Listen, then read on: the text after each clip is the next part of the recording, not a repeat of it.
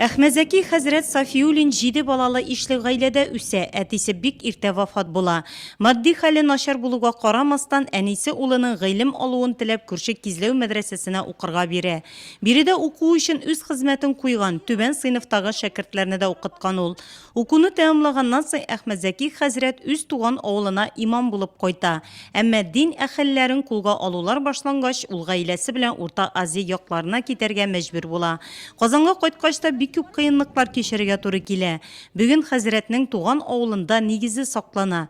Заречный урамындагы бу йортта хәзер башка кешеләр гомер кичерә. Кылбай мырасалар хәтерендә хәзрәткә кагылышлы хатирәләр әле дә саклана. Сәгир Флюра апа элеккеге мәктәп директоры иде ул. Безнең әнигә ди, әни белән әтигә ди, шушы Низаки абый никах укыган булган. Әни сөйләгән иде инде бала вакытта. Әнинең кыз вакыттагы күршеләре булган алар. Бик әйбәт кешеләр иде сөйләгәндә алар Казанга кайтып төшкәч инде әни авырагач күренергә баралар иде әни Казанга. Шунда инде Зәйнәп апа аның иптәше Әхмәзәки бабайның иптәше инде безгә киемнәр җибәрә иде. Конференциядә катнашучы дин әһелләре Алдан Габдулла Кариев исемендәге музейда булып, биредә Әхмәзәки хәзрәтнең тормыш юлы, шәхси әйберләре белән танышты. Музей фонды хәзрәтнең вәгазы язылган кулъязма белән тулыланды. Аны Әхмәзәки Сафиуллин турында китапның авторы Рәүф Абдуллин тапшырды. Ул шәхес буларак бик кеше булган.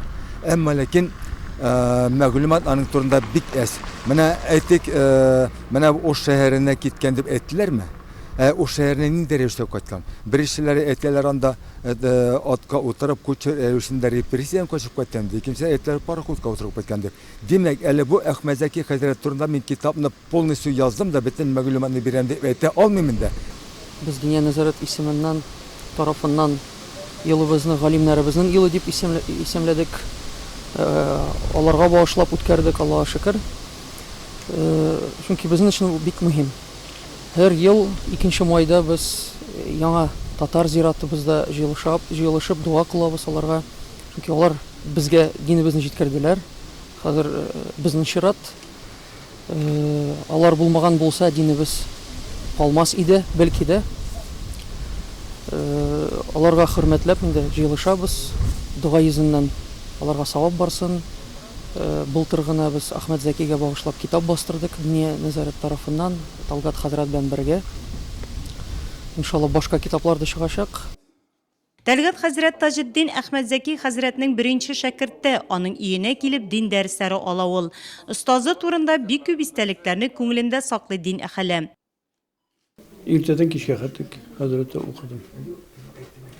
Ул Бухарадагы алачак илемләрнең бөтенесен дип әйтергә мөмкин өйрәтте. Шул дәрәҗәдә гыйлеме бар иде. Аннан соң бит инде мин Бухарадан соң Мисырга да бардым, Азһарда да укыдым. Андагы бөтен профессорларны җыеп куйсаң да, аларның үлчәвен басырлык кеше иде. Шәкертләре Әхмәзәки хәзрәтнең тирән гыйлемгә ия дин әһеле буларак искә ала. Мәҗәни мәчетендә Әхмәзәки хәзрәтнең вәгазын халык елап тыңлаган. 99 яшенә кадәр намазда була ул. Әхмәзәки хәзрәт инде ул Казанның бер нуры, бер шәме иде, янып тора торган.